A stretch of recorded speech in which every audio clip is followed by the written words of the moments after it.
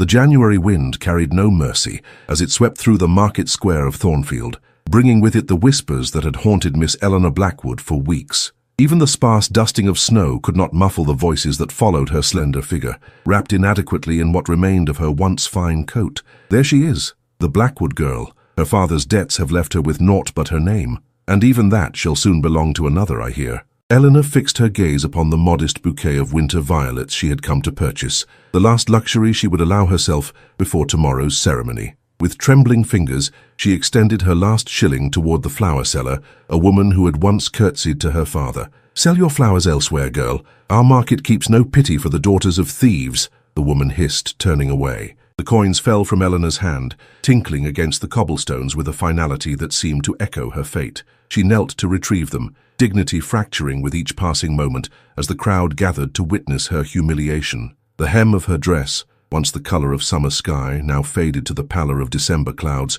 dragged through the slush. "If the lady wishes for violets, then violets she shall have." The voice cut through the market's cruel murmurs, like a blade through silk. Eleanor did not need to look up to know its owner. The rich baritone belonged to the very architect of her family's downfall, His Grace, the Duke of Ravenswood, Lord Edward Blackthorne. "I believe, madam," he continued, addressing the flower seller with glacial courtesy, "that your business thrives upon commerce, not judgment. The lady's coin is as good as any other's." The market fell silent. Even the wind seemed to hold its breath. "Your Grace," the flower seller stammered, curtsying so low that her knees nearly touched the frozen ground. "I meant—" "No, you meant precisely what you said," he interrupted, his tone measured but holding the weight of steel. "And yet I find myself in a forgiving mood. The bouquet, if you please." The flower seller hastily gathered the finest violets, wrapping them in paper with trembling fingers. The Duke placed a gold sovereign in her palm, a sum worth 20 times the humble flower's value, and received the bouquet with gloved hands. Eleanor remained kneeling, her pride preventing her from accepting this gesture from the man who had called in her father's debts, forcing him to take his own life and leaving her with the choice between marriage to his creditor or destitution. "Miss Blackwood," he said, his voice lowered so that only she might hear, "while I understand your reluctance to accept anything from my hand, I would remind you that tomorrow you become my Duchess. The world will be watching, and I would not have my wife kneeling in the dirt." He extended a gloved hand, and Eleanor was acutely aware of every eye upon them. To refuse him here would be to invite further scandal upon a name already dragged through the mud of public opinion. With a composure born of years of gentle breeding, she placed her fingers upon his, and allowed him to assist her to her feet. "I take no pleasure in your circumstances, Miss Blackwood," he said, pressing the violets into her hand, "nor do I expect your forgiveness, but I do expect your dignity to remain intact." Before she could respond, a carriage drew up beside them, his carriage, with its gleaming black lacquer and the Ravenswood crest emblazoned on the door. "Allow me to escort you home," he said, though they both knew it was not a request. As he handed her into the carriage, Eleanor caught a glimpse of something unexpected in his eyes, not the cold triumph she had anticipated, but something akin to regret. It disappeared as quickly as it had appeared, leaving her to wonder if it had been merely a trick of the winter light. The carriage door closed with a sound like fate sealing, and as they pulled away from the market square, Eleanor clutched the violets with white-knuckled fingers. Tomorrow she would become the Duchess of Ravenswood, wife to the man who had destroyed her family. She had expected to feel nothing but hatred as the hour approached, yet now in the confines of his carriage, breathing in the scent of leather and sandalwood that surrounded him, she found her certainty wavering. The note that had arrived with her wedding gown that morning now burned in her pocket. "Your father's debts are paid. Your mother's future is secured. All that remains is for you to fulfill your part in our arrangement." The carriage wheels cut through the snow,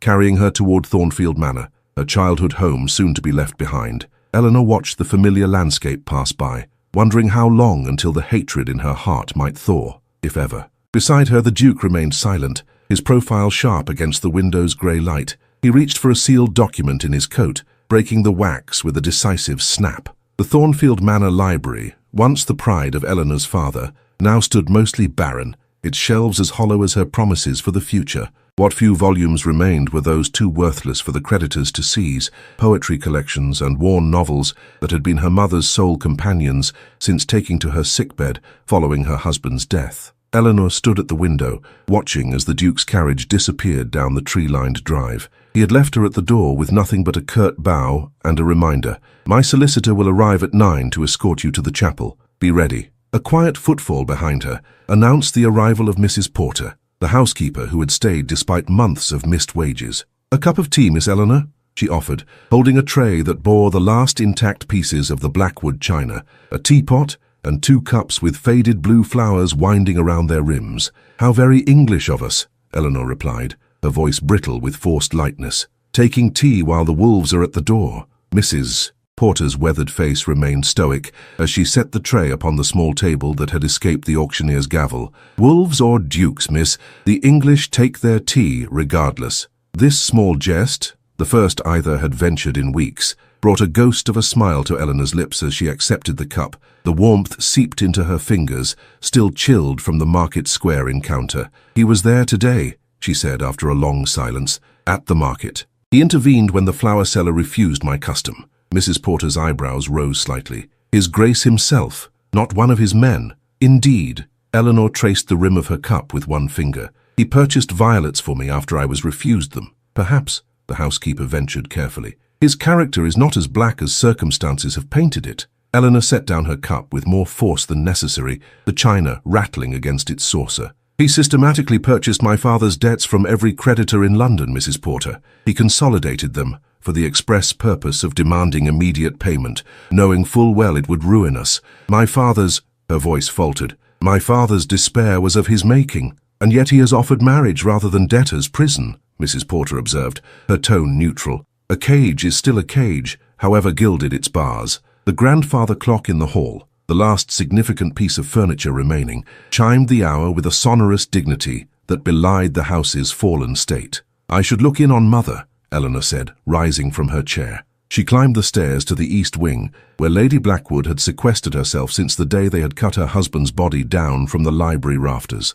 The door to her mother's chamber stood ajar, and Eleanor paused at the threshold, watching as her mother slept fitfully beneath the coverlet. A folded paper lay on the bedside table, another letter from the Duke. Eleanor slipped into the room and took it up, breaking the familiar wax seal. "Lady Blackwood," it read in a firm, decisive hand. "I write to inform you that arrangements have been made for your continued residence at Rose Cottage on the southern edge of the Ravenswood estate following your daughter's marriage. A stipend has been allocated for your comfort and care. You may bring Mrs. Porter should you wish it. Regards, Ravenswood." Eleanor refolded the letter, her hands trembling with emotions she could not name.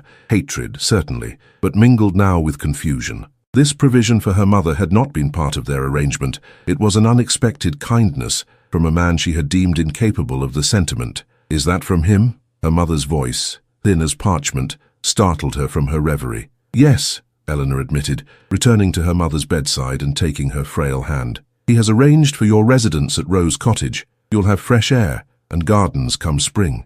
Lady Blackwood's eyes, once bright with vitality, now clouded with grief, searched her daughter's face. "And you, my darling girl, what has he arranged for you?" Eleanor summoned a smile that did not reach her eyes. A title, security. What more could a woman ask for in this world? "Perhaps love," her mother suggested, squeezing her hand with what little strength remained to her. "Love is a luxury we can no longer afford, Mother," Eleanor replied, tucking the coverlet more securely around the older woman's shoulders. As twilight descended, casting long shadows through the bedchamber window, a noise from below drew Eleanor's attention. The sound of carriage wheels on gravel, followed by the heavy knocker at the front door. She descended to find Mrs. Porter admitting a tall, austere man in the livery of the Duke's household, bearing a large box. "Miss Blackwood," the man said with a formal bow, "His Grace has sent this for your inspection before tomorrow's ceremony." The box was placed in her hands, surprisingly heavy, bound with satin ribbon. Eleanor carried it to the library, setting it upon the table where she had taken tea earlier.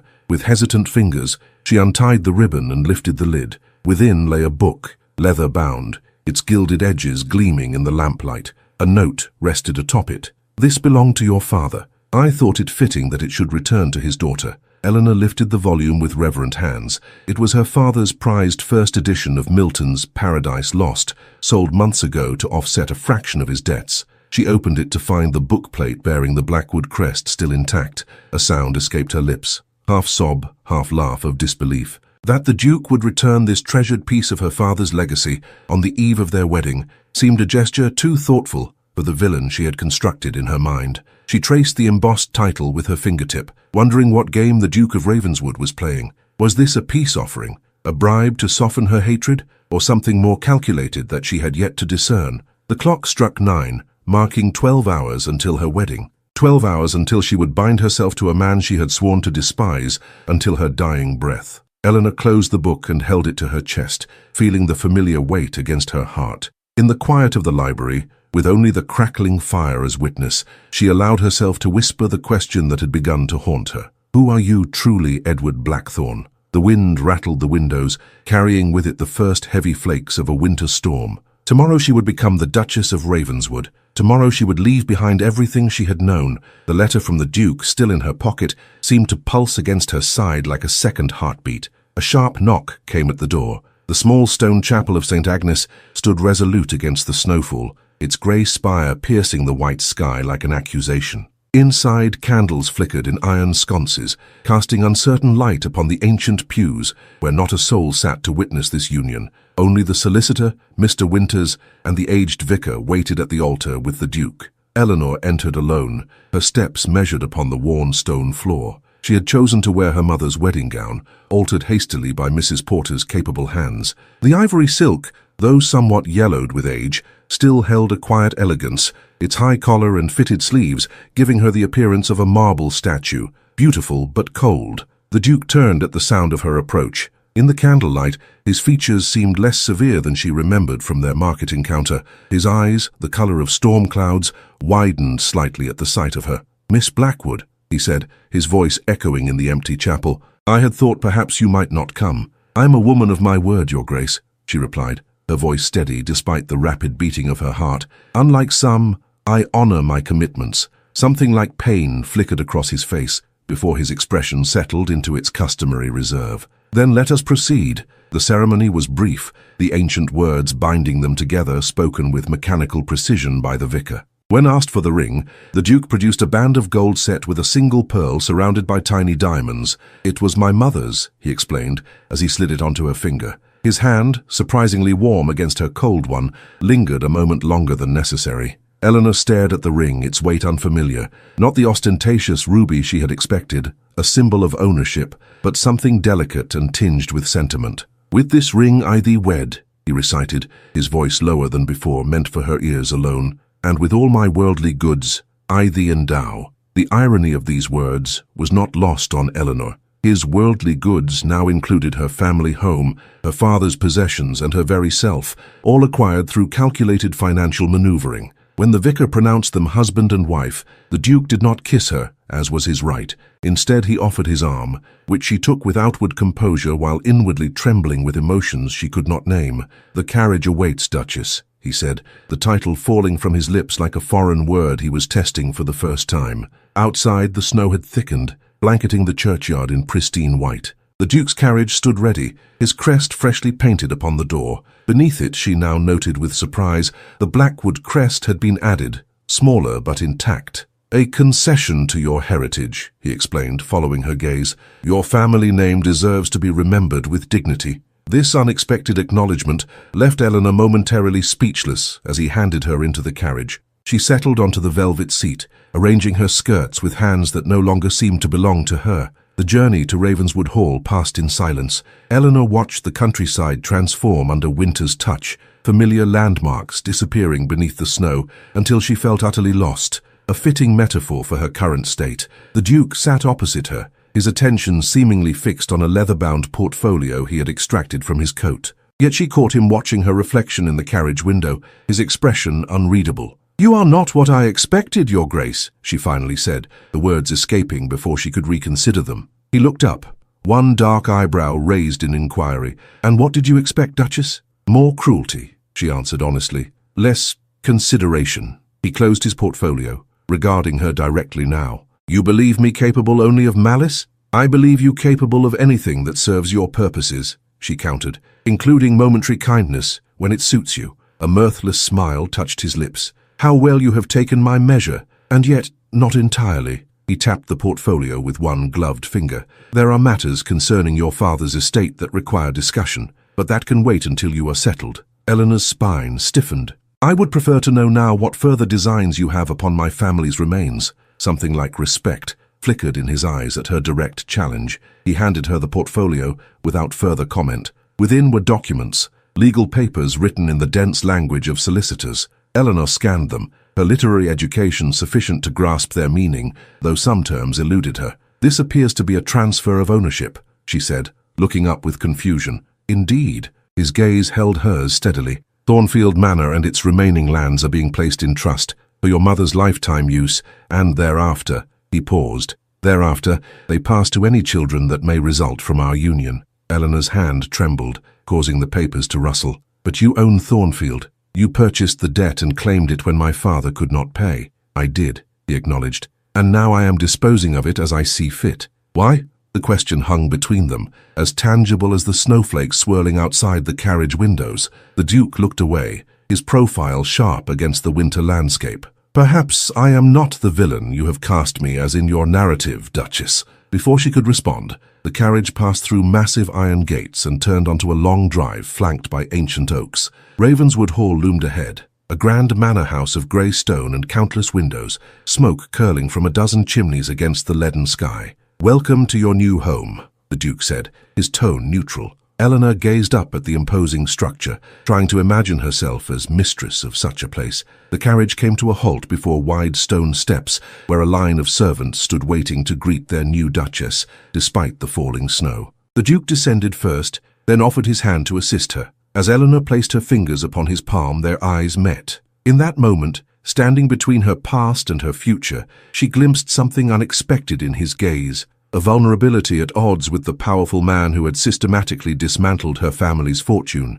"I will never love you," she whispered, low enough that only he could hear. "I have not asked for your love," he replied, his voice equally soft, "merely your presence." As they ascended the steps together, Eleanor was keenly aware of her hand resting upon his arm, the physical connection between them a stark reminder of the legal bonds now joining their lives. The great oak doors of Ravenswood Hall swung open, revealing a grand entrance hall warmed by massive hearths. The housekeeper stepped forward, a stately woman with silver-threaded dark hair. "Your Grace," she curtsied to the Duke, then turned to Eleanor. "Your Grace," she repeated with equal deference. "Mrs. Winters, may I present the Duchess of Ravenswood?" the Duke said formally. "She is to be afforded every courtesy, and her wishes are to be respected as my own." "Of course, Your Grace," Mrs. Winters replied, then addressed Eleanor directly. "We have prepared the Duchess suite in the East Wing. If you would follow me, I shall show you to your chambers." Eleanor glanced at the Duke, uncertain of the protocol in this strange new world.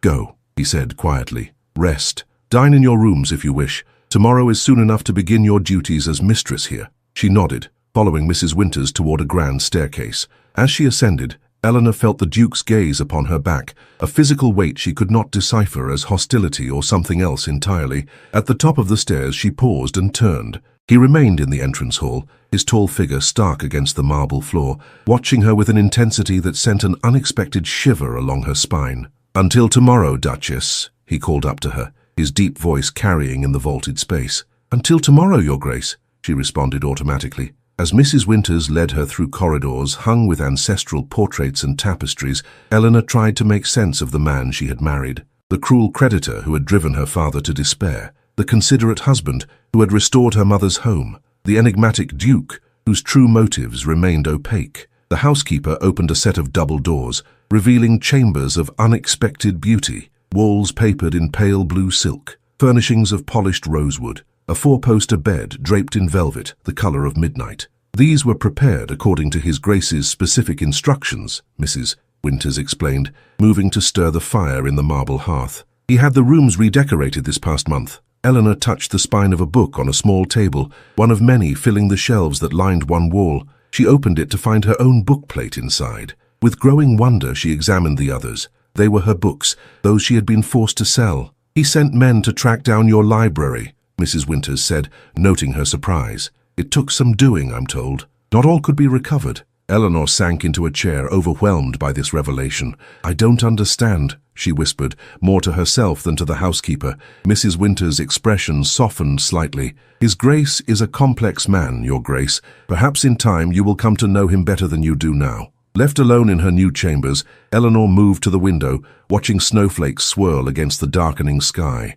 In the reflection of the glass, she saw not only herself but the ghost of the girl she had been just that morning, filled with righteous anger and the certainty of her husband's villainy. Now, as the first day of her marriage drew to a close, that certainty had begun to fracture, like ice in the first tentative thaw of spring. A soft knock at the door drew her from her reverie. A maid entered, carrying a silver tray with a sealed letter bearing the Duke's crest. Eleanor broke the seal on the Duke's letter with trembling fingers. The parchment was heavy, bearing the Ravenswood watermark, and his script flowed across it with confident precision. "My dear Duchess," it read, "I trust you find your chambers satisfactory. I would be honored if you would join me for breakfast in the morning library at 9. There are matters concerning your father's affairs that require your attention. Until then, consider Ravenswood Hall your home in truth, not merely in name. You may go where you wish and inquire about anything that interests you. Nothing is forbidden to you here. Ravenswood." She traced her fingertip over his signature, noting that he had not signed as your husband, or even with his Christian name. The formality maintained a distance between them that she found both comforting and strangely disappointing. Sleep eluded Eleanor that night, despite the luxurious feather bed. She rose before dawn, watching from her window as the snow-covered grounds of Ravenswood emerged from darkness. The estate stretched before her, formal gardens now blanketed in white, a frozen lake glimmering in the distance, and beyond, the shadowy line of ancient woods. When her lady's maid, a quiet girl named Sarah, arrived with hot chocolate and toast, Eleanor was already dressed in the simplest of her new gowns, a deep blue merino wool that complemented her pale complexion. "Begging your pardon, Your Grace," Sarah said hesitantly, "but Mrs. Winters suggested the green silk for your first morning as Duchess." "Did she indeed?" Eleanor replied, smoothing her skirts. "Well, Sarah, you may inform Mrs. Winters that while I appreciate her counsel, I shall dress according to my own preferences." This small act of defiance bolstered her courage as she navigated the labyrinthine corridors of Ravenswood Hall. Servants paused in their duties to bow or curtsy as she passed, their curious gazes following her when they thought she wouldn't notice. The morning library proved easier to find than anticipated. A circular room in the west wing, its walls lined with books from floor to ceiling, interrupted only by tall windows that admitted the pale winter sunlight. A fire blazed in the hearth, beside which was set an intimate breakfast table for two. The Duke stood at one of the windows, his back to the door. He had forgone his formal coat in favor of a well-tailored waistcoat over a white shirt, giving him a more approachable appearance than the forbidding figure from the chapel. "Good morning, Your Grace," Eleanor said, announcing her presence. He turned, and for a fleeting moment she glimpsed surprise in his eyes. Whether at her punctuality or her appearance, she could not tell. "Duchess," he acknowledged with a slight bow, "I trust you slept well?" "Well enough for one whose life has been so thoroughly transformed in the span of a day," she replied honestly. A hint of a smile touched his lips as he pulled out her chair. "Directness becomes you, though it is not a quality much admired in society." "Then it is fortunate that we find ourselves without an audience," she remarked, taking her seat. The breakfast that followed was a curiously domestic affair. The Duke poured tea from a silver pot, inquired about her preferences for toast and preserves, and maintained a flow of conversation about the estate that required little from her beyond attentive listening. "You mentioned my father's affairs," Eleanor finally said, setting down her cup. "What matters require my attention?" The Duke's expression grew serious. He rose and retrieved a leather folio from his desk, placing it before her. "These are the complete records of your father's transactions over the past 5 years. I believe you will find them illuminating." With mounting trepidation, Eleanor opened the folio. Pages of accounts, correspondence,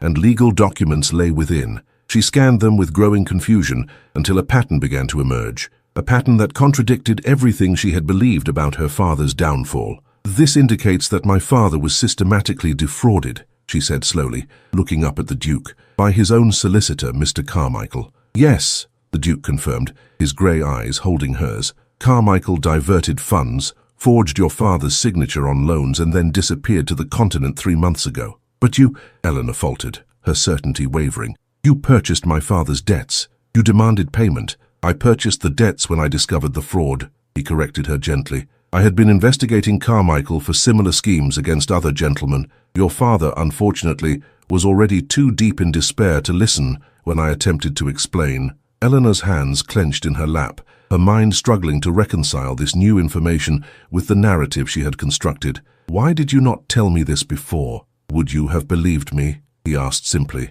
"Or would you have seen it as a cruel manipulation, another reason to despise me?" Before she could respond, the library door burst open to admit a woman of striking beauty. Her golden hair was arranged in an elaborate style, her crimson gown cut in the latest London fashion, and her expression one of calculated surprise. "Edward, darling, I've only just heard the extraordinary news of your marriage," she exclaimed, her voice musical, yet somehow false, her blue eyes fixed on Eleanor with barely disguised assessment. "And this must be your bride." The Duke had risen at this interruption, his posture rigid. "Lady Harrington," he said coolly, "you arrive uninvited as usual." "Surely the Dowager Duchess's goddaughter requires no invitation," she replied with a tinkling laugh. "Besides, I simply had to meet the mysterious woman who has captured the elusive Duke of Ravenswood." She extended a gloved hand to Eleanor. "Cecilia Harrington, my dear, such a pleasure to meet you." Eleanor rose and acknowledged the introduction with as much grace as she could muster. "Lady Harrington, I must say," Cecilia continued, removing her gloves with deliberate slowness, "the entire county is abuzz with this sudden match. A secret romance, perhaps, or something more pragmatic." Her smile did not reach her eyes. "Though I cannot imagine what the daughter of a disgraced gentleman could offer a duke." Eleanor felt the blood rush to her face at this thinly veiled insult, but before she could respond, the Duke stepped between them. "My marriage is neither sudden nor mysterious to those who matter, Lady Harrington," he said, his tone arctic, "and my choice of bride is not subject to the county's approval, nor yours." Cecilia's composure faltered momentarily before she recovered with another brittle laugh. "How ferociously protective you've become, Edward. I merely thought to welcome the new Duchess and perhaps offer my guidance in navigating her new position. Society can be so unforgiving to those without proper connections." "The Duchess of Ravenswood requires no guidance from you," the Duke replied. "Now, if you'll excuse us, we have private matters to discuss."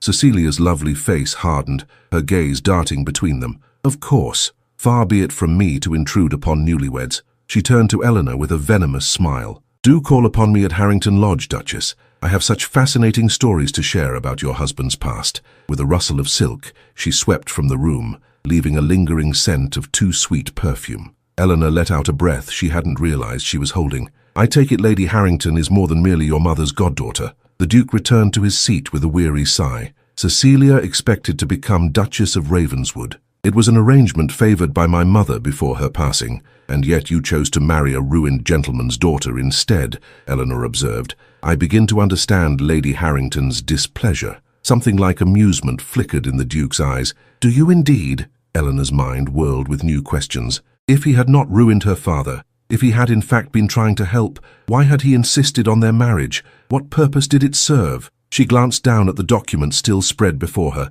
then back at the Duke's inscrutable face. "Your Grace," she began carefully, "if these records are accurate—" "They are," he interjected. "Then I have misjudged you terribly," she finished. "But that still doesn't explain why you would bind yourself to a woman who despised you." The Duke rose and moved to the window, his back to her once more. "Perhaps that is a conversation for another time." A knock at the door heralded the arrival of Mr. Winters, the Duke's solicitor. "Your Grace, the magistrate has arrived regarding the matter we discussed." The Duke nodded. "Show him to my study." He turned back to Eleanor. "I must attend to this. Please, continue reviewing the documents. We shall speak again at dinner." As he reached the door, Eleanor called after him, "Your Grace." He paused, looking back at her. "Thank you," she said simply, "for returning my books." Something softened in his expression. It seemed a small thing, to preserve what could be saved of your past. With a slight bow he departed, leaving her alone with the evidence of her father's betrayal and her husband's innocence. Eleanor sat in the quiet library,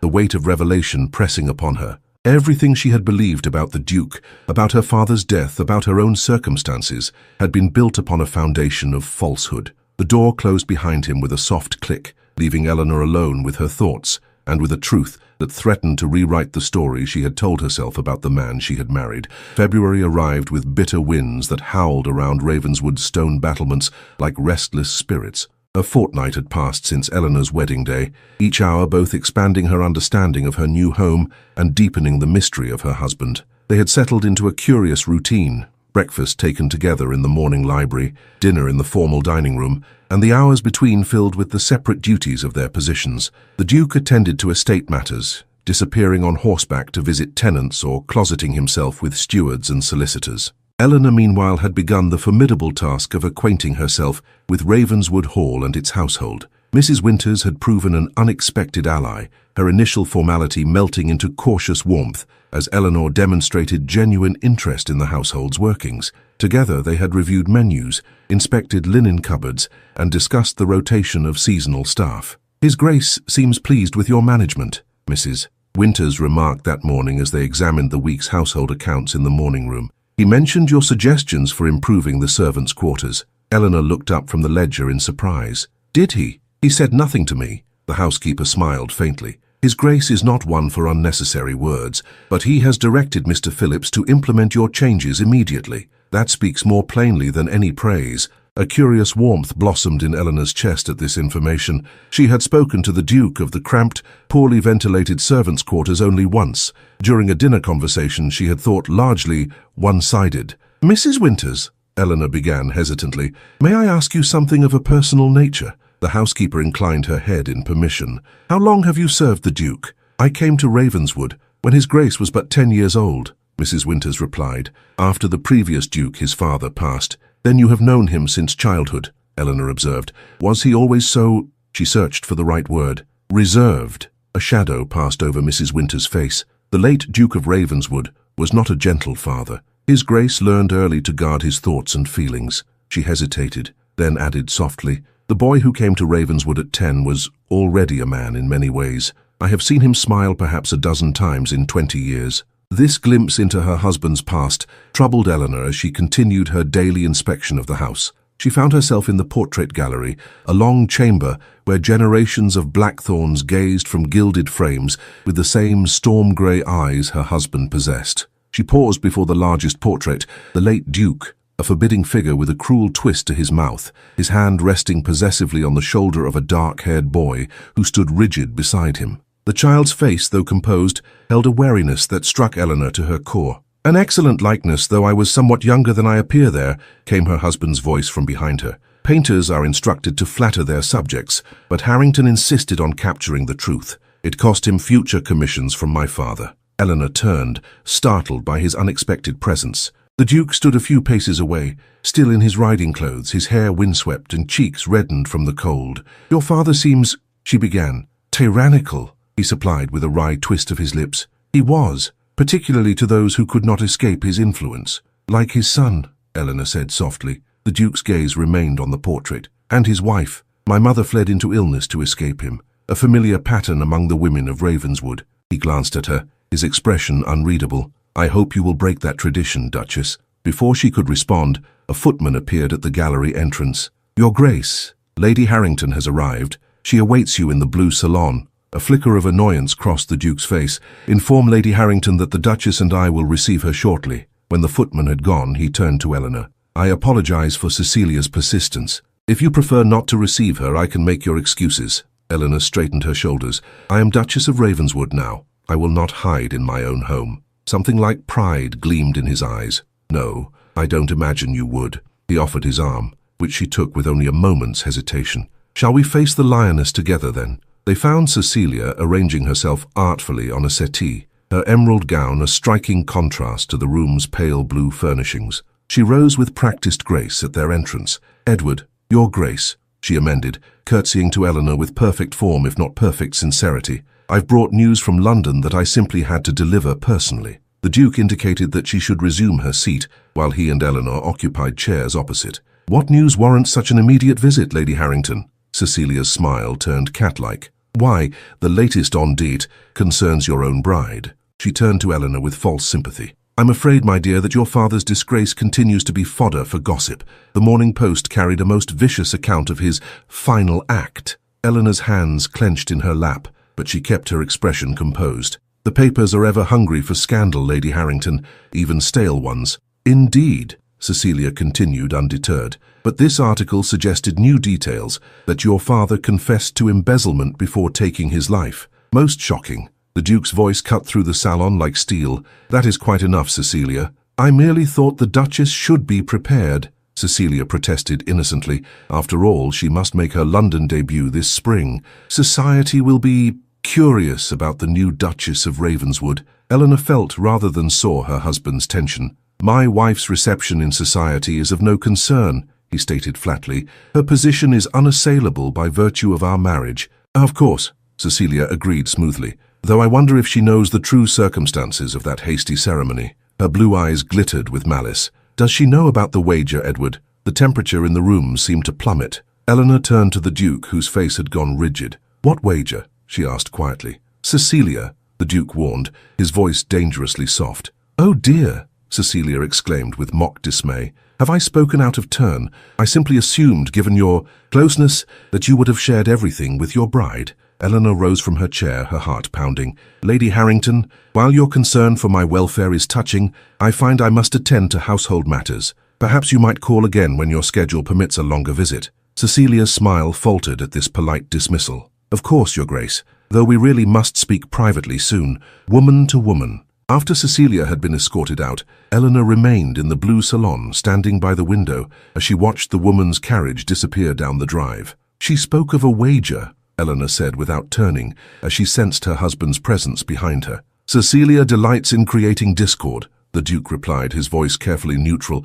It would be unwise to credit anything she says. Eleanor faced him then, searching his inscrutable features. Is there truth in her accusation? Something like resignation passed over his face. There was a wager, he admitted, not of my making, but I allowed it to stand. What were its terms? Eleanor asked, her voice steady, despite the trembling that had begun deep within her. The Duke moved to the fireplace, staring into the flames as if seeking words there. Lord Pembroke wagered that no respectable woman would marry me, given my reputation. The sum was considerable, enough to restore several tenants' farms after last year's floods. And so you wed me to win a bet, Eleanor concluded, the pieces falling into terrible alignment. A ruined gentleman's daughter, desperate enough to accept any offer. No, he said sharply, turning to face her. That is not why I married you. Then why? The question that had haunted Eleanor since their wedding day finally escaped her lips. If not for a wager, if not from guilt over my father's death, why bind yourself to me? The Duke crossed the room in 3 strides,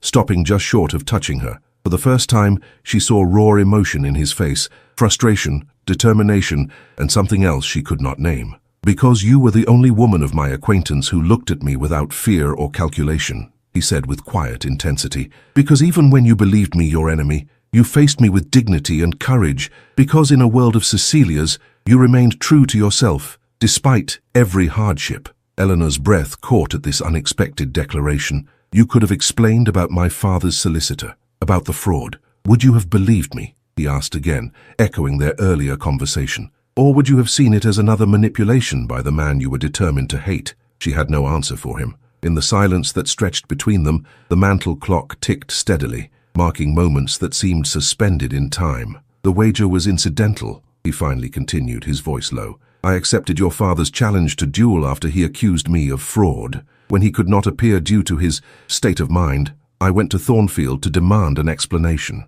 Instead I found you, fierce in your grief, protecting what remained of your family. It was then I knew I would have you as my Duchess or no one. Eleanor struggled to absorb this revelation, her mind reeling with implications. You desired me from our first meeting. A ghost of a smile touched his lips. I admired you. Desire came later, when you continued to defy me at every turn. Heat rushed to Eleanor's cheeks at his candor. You have a curious way of pursuing a woman, Your Grace. Edward, he corrected gently. When we are alone, at least, I would hear my name from your lips. The intimacy of this request sent a tremor through her that had nothing to do with fear. Edward, she whispered, testing the shape of it in her mouth. He closed his eyes briefly, as if savoring the sound. When he opened them, the intensity of his gaze nearly stole her breath. I have never sought to buy your affection, Eleanor, but I did hope to earn your respect, given time. Time, she repeated softly. Outside, snow began to fall again, delicate flakes swirling against the darkening sky.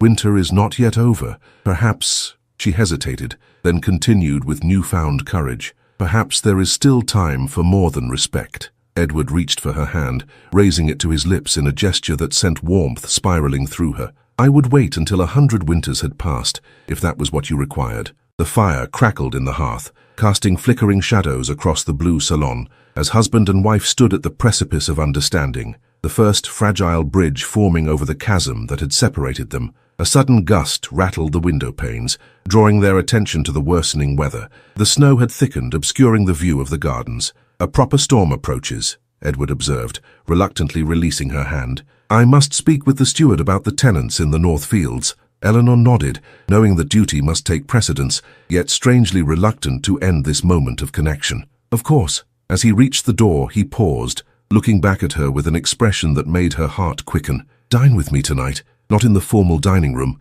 but in my private study. There is more I would share with you. I shall look forward to it, she replied, surprised to find she meant it sincerely. When he had gone, Eleanor remained by the window, watching the snow transform Ravenswood's grounds into a glistening white expanse. Something was changing between them, like the slow turning from winter toward spring, imperceptible day by day, yet inexorable in its progression. The door opened again, and Eleanor turned, half expecting, hoping, to see Edward returned. Instead, it was Sarah, her lady's maid, bearing a silver tray with a letter. "This just arrived for you, Your Grace," she said, curtsying. The messenger rode through the storm to deliver it personally. Eleanor took the missive, noting with surprise that it bore her father's seal, impossible unless someone else now possessed his signet ring. With trembling fingers, she broke the wax and unfolded the parchment. The handwriting was unfamiliar, spidery and hurried, but the words made her blood run cold. "The Duke deceives you still. If you would know the truth of your father's death and your husband's part in it,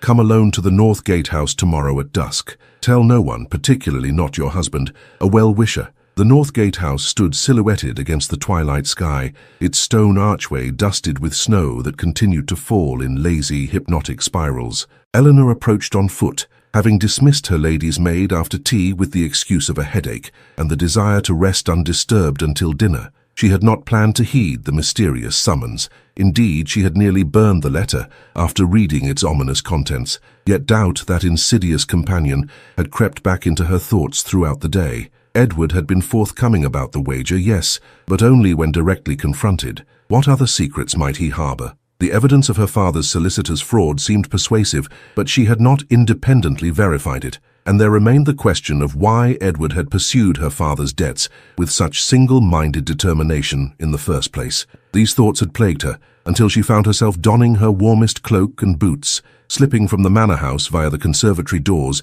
while the servants were occupied with dinner preparations. Now, as she neared the gatehouse, trepidation filled her. The small stone building appeared deserted, its windows dark. Had she risked her husband's trust and her own safety for nothing but a cruel jest? "You came," a voice called softly from the shadows beside the arched entrance. "I wasn't certain you would." A figure emerged, a woman wrapped in a dark cloak, her features obscured by its hood. She beckoned Eleanor closer with a gloved hand. "Who are you?" Eleanor demanded, maintaining a cautious distance.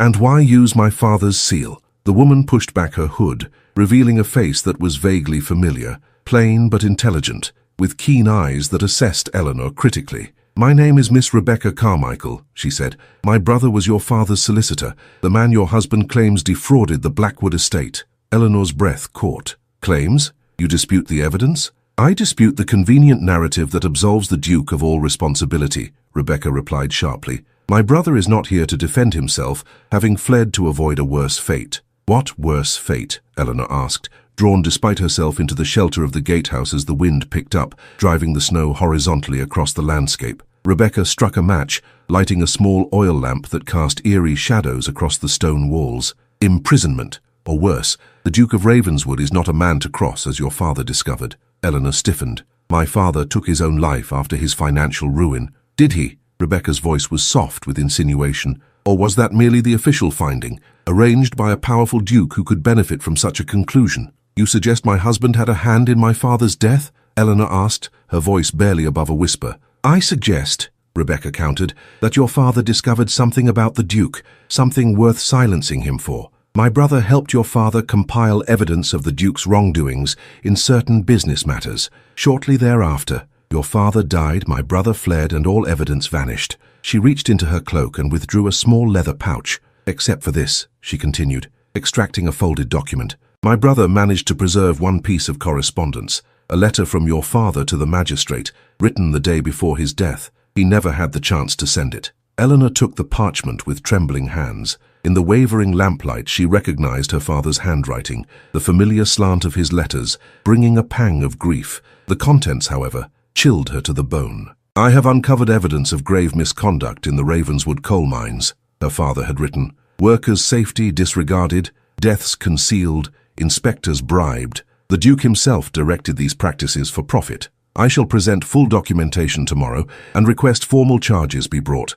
May God forgive me for not speaking sooner." The letter was signed and dated the day before Eleanor had found her father's body suspended from the library rafters. "This cannot be true," she whispered, though doubt had already taken root. "Can it not?" Rebecca challenged. "Consider, your father threatens to expose the Duke's crimes. The next day, he is dead. His daughter is left destitute, with only one option for survival: marriage to the very man who orchestrated her family's downfall. Quite convenient for silencing any further investigation, wouldn't you agree?" Eleanor's mind raced, trying to reconcile this damning account with the man who had returned her books, who had provided for her mother, who had looked at her with such intensity when she spoke his Christian name. "If what you say is true," she said carefully, "why reveal it to me now? What do you hope to gain?" Rebecca's expression hardened. "Justice for my brother, who was made a scapegoat. And perhaps salvation for you, Duchess. You have married a monster who will go to any lengths to protect his interests." "What would you have me do with this information?" Eleanor asked, her voice steadier than she felt. "Take it to the magistrate," Rebecca urged. "With your father's letter and your testimony as the Duke's wife, an investigation must follow. My brother can return from exile to provide further evidence. And if I refuse, then you become complicit in the Duke's crimes," Rebecca said simply, "and I shall find another way to bring him to justice." A heavy silence fell between them, broken only by the howl of the wind outside. Eleanor carefully refolded the letter, her thoughts in turmoil. "I must consider what you've told me," she finally said. "This is not a decision to be made in haste." Rebecca nodded reluctantly. "You have until the new moon, 3 days hence. After that I shall approach the London papers with what I know." "How can I contact you?" Eleanor asked. "Leave a note at the village post office, addressed to Miss Smith. I shall find it." Rebecca extinguished the lamp, plunging them back into twilight gloom. "Choose wisely, Duchess. Your future happiness depends upon it." With that warning, she slipped away into the swirling snow, leaving Eleanor alone with her father's damning letter and the weight of impossible choices. The return journey to Ravenswood Hall seemed interminable, each step laboured through deepening snow. By the time Eleanor reached the conservatory doors, her cloak was sodden and her boots caked with ice. She had barely enough time to hurry to her chambers and change before dinner with Edward in his study. Sarah helped her into a gown of deep burgundy velvet, exclaiming over her mistress's chilled hands and flushed cheeks. "Are you certain you're well enough for dinner, Your Grace?" the maid asked anxiously. "You look feverish." "It is merely the contrast between the cold and the fireside," Eleanor assured her, though in truth she felt light-headed with conflicting emotions. "Please inform His Grace that I shall join him shortly." When Sarah had gone, Eleanor withdrew her father's letter from her cloak pocket, staring at it as if it might speak further truths or lies. Finally, she locked it in her writing desk, tucking the small key into her bodice. Edward's private study occupied a corner of the manor's east wing, a masculine sanctuary of leather-bound books, rich mahogany furnishings, and the lingering scent of tobacco and brandy. He rose when she entered, his face illuminated by candlelight that softened his features. "You came," he said, echoing Rebecca Carmichael's earlier words with unwitting irony. "I feared the storm might have caused you to reconsider." "It would take more than snow to keep me from a promised conversation," Eleanor replied, hoping her voice betrayed none of her inner turmoil. He guided her to a small table set before the fire, more intimate than the formal dining room with its expanse of polished wood and array of footmen. Here a single servant had laid out a simple meal of roasted game, winter vegetables and freshly baked bread, a quiet luxury that would have seemed impossible during Eleanor's final months at Thornfield.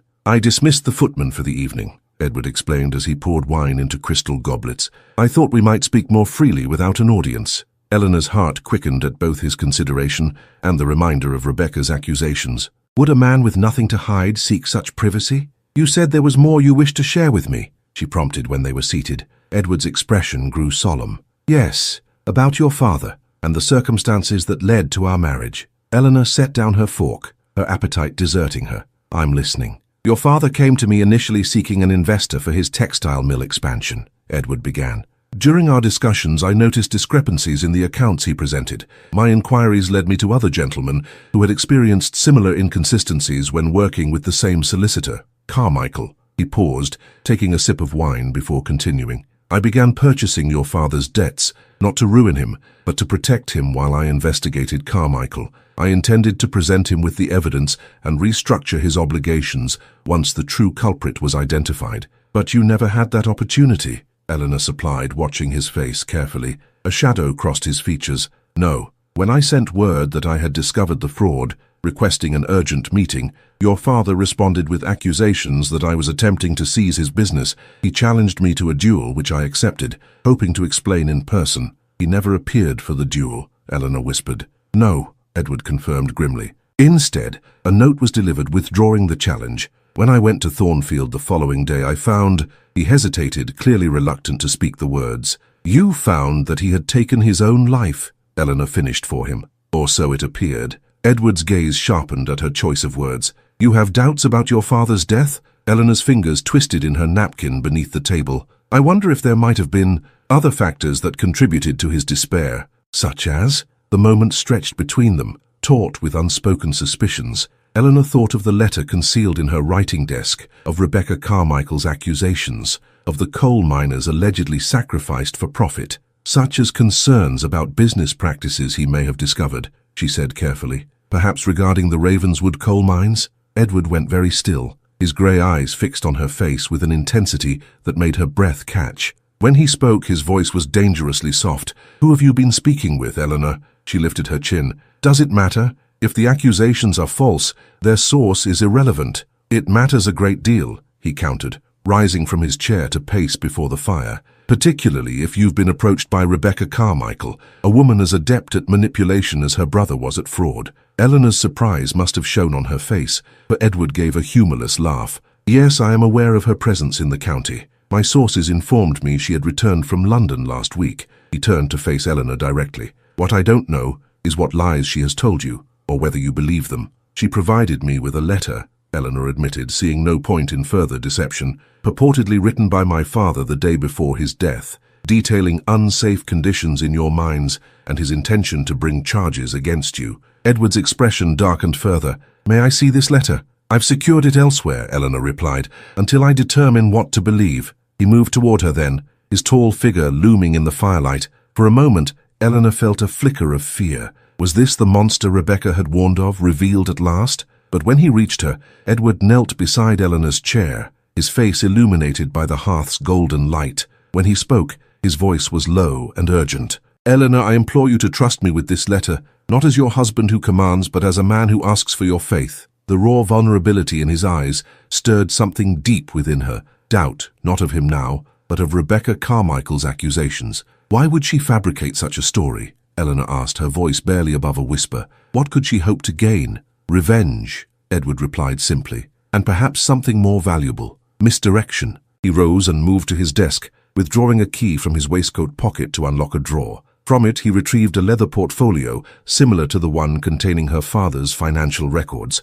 What I intended to share with you tonight, he said, returning to place it before her, was this. Eleanor opened the portfolio with trepidation. Inside lay documents bearing official seals, mining inspectors' reports, correspondence with engineers, payroll records, and hospital accounts. For the past 3 years, I have been implementing safety reforms in all Ravenswood mining operations, Edward explained as she scanned the papers. Improved ventilation, reinforced shafts, limited working hours, a physician on permanent retainer. The previous Duke, my father, considered such measures an unnecessary expense. Eleanor looked up sharply. These expenditures are substantial. Yes, he acknowledged. They have reduced our coal profits considerably, which is precisely why Carmichael targeted your father's business, to recoup losses from his own investments in the mines. I don't understand, Eleanor said, frowning. Samuel Carmichael was more than your father's solicitor, Edward explained, resuming his seat across from her. He was also my father's man of business for decades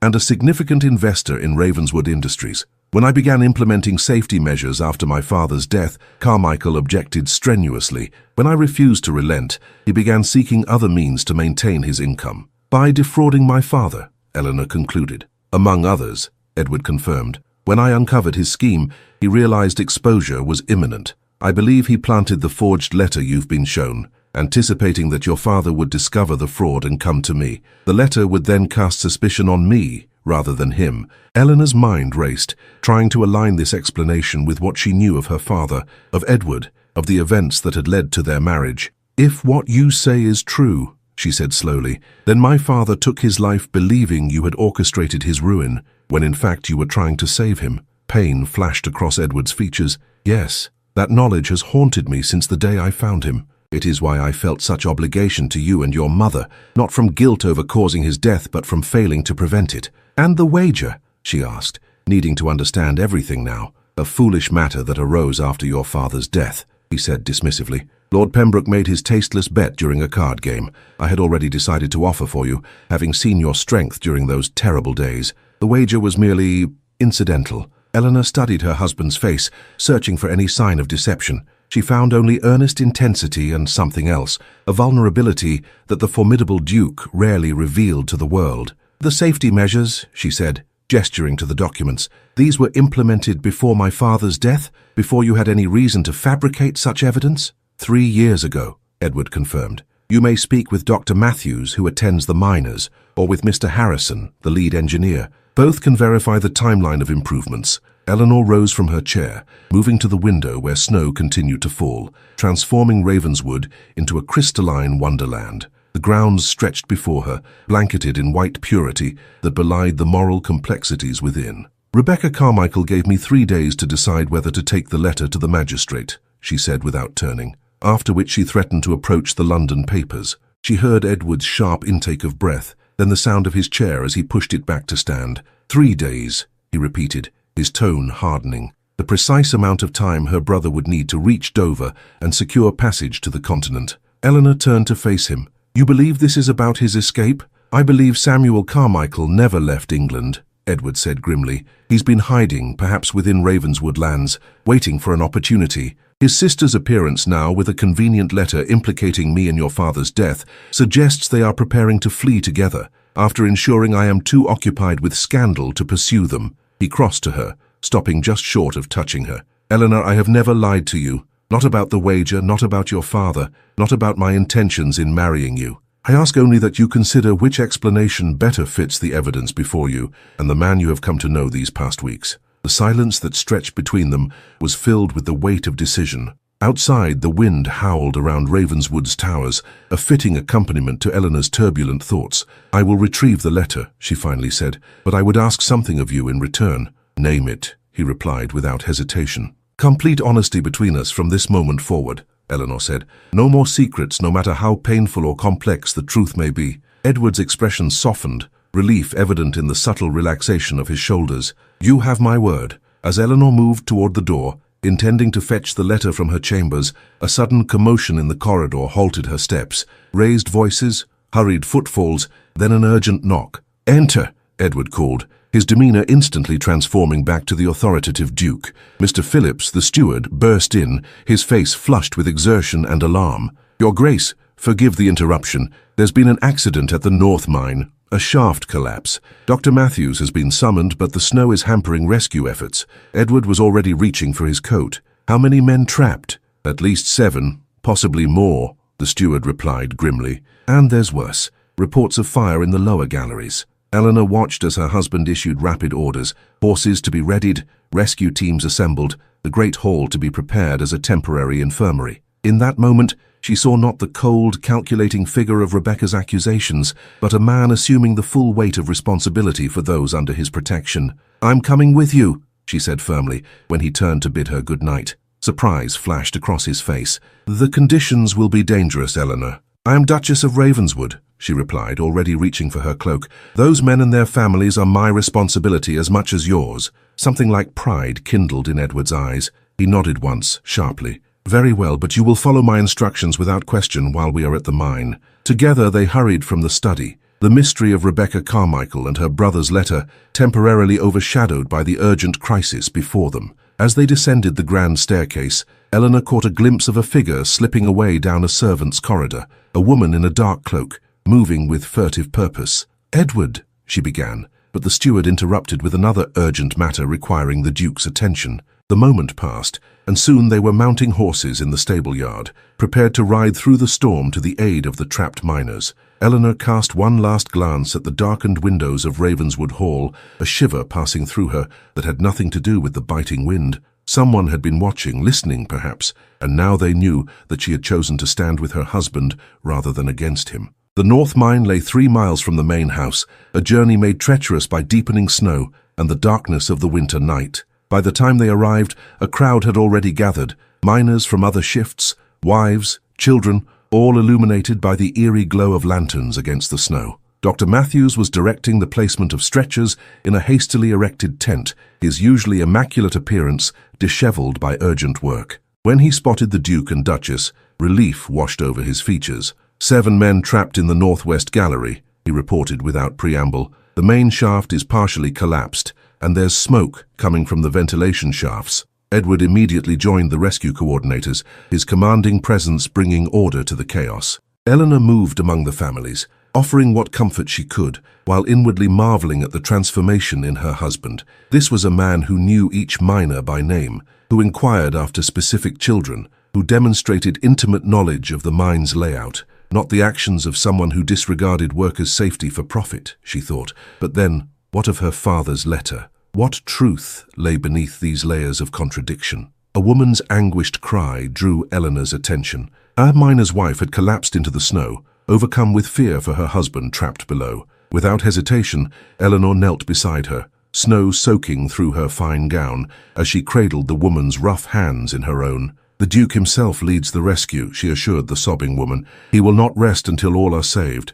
As dawn broke over Ravenswood, painting the snow-covered landscape in hues of rose and gold, the last of the trapped miners was brought to the surface, alive, though suffering from smoke inhalation. Edward emerged behind them, his face blackened with coal dust, his elegant evening clothes ruined beyond repair. His eyes sought Eleanor across the clearing, relief evident when he found her assisting Dr. Matthews with bandaging a miner's injured arm. She had worked through the night alongside the doctor, her hair falling from its pins, her gown stained with blood and dirt, yet to Edward's eyes, she had never appeared more beautiful. All accounted for, he announced to the waiting crowd. The fire is contained, though the Northwest Gallery will remain closed until proper repairs can be made. Full wages will continue during the closure. A cheer rose from the assembled miners and their families. Eleanor watched as they surrounded Edward, reaching to clasp his hand or touch his shoulder in gratitude. This was not the reception of workers toward a cruel master, but of people toward a leader who had proven his worth in crisis.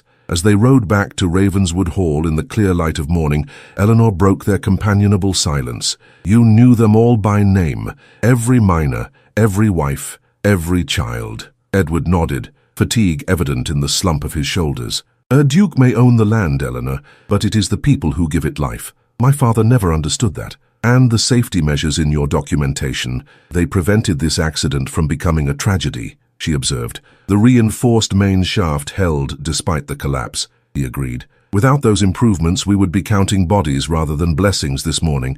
Eleanor studied her husband's profile, the strong lines of his face softened by exhaustion, and the gentle morning light. In that moment, her decision crystallized with the clarity of the winter air around them. I believe you, she said simply, about Carmichael, about my father, about your intentions. When we return, I will give you the letter. Relief washed over Edward's features, though he made no move to touch her, respecting the delicate balance of trust newly established between them. Thank you, he said, the words carrying the weight of far more than her immediate promise. They rode the remainder of the journey in silence, each absorbed in private thoughts, yet somehow more connected than they had been since exchanging vows in the stone chapel of St. Agnes. As they approached Ravenswood Hall, however, a commotion at the main entrance dispelled their hard-won peace. Mrs. Winters stood on the steps, her normally composed features tight with concern. Beside her was a constable from the village, his expression grave. Your Grace, he called as they dismounted, I regret to inform you that there has been an incident. Lady Blackwood's cottage was broken into during the night. Eleanor's heart seized. My mother, is she harmed? Lady Blackwood is unharmed, Your Grace, Mrs. Winters assured her quickly, as is Mrs. Porter, but the intruder made quite a thorough search of the premises. Edward's expression darkened. What was taken? Nothing of value according to the ladies, the constable reported, but papers were disturbed in the late Mr. Blackwood's escritoire, which Lady Blackwood had brought from Thornfield. Eleanor and Edward exchanged a significant glance. Carmichael, he said quietly. I must go to my mother, Eleanor insisted, already turning toward the stables to request a fresh horse. Edward caught her arm gently. We will go together, after you have rested and changed. Your mother is safe, and the constable has posted men at the cottage. She hesitated, torn between urgency and the practical wisdom of his words. Finally, she nodded. 1 hour. Then we ride to Rose Cottage. As they entered the hall, another servant approached, bearing a silver tray with a letter addressed to the Duchess in an unfamiliar hand. Eleanor broke the seal, reading the contents with growing alarm.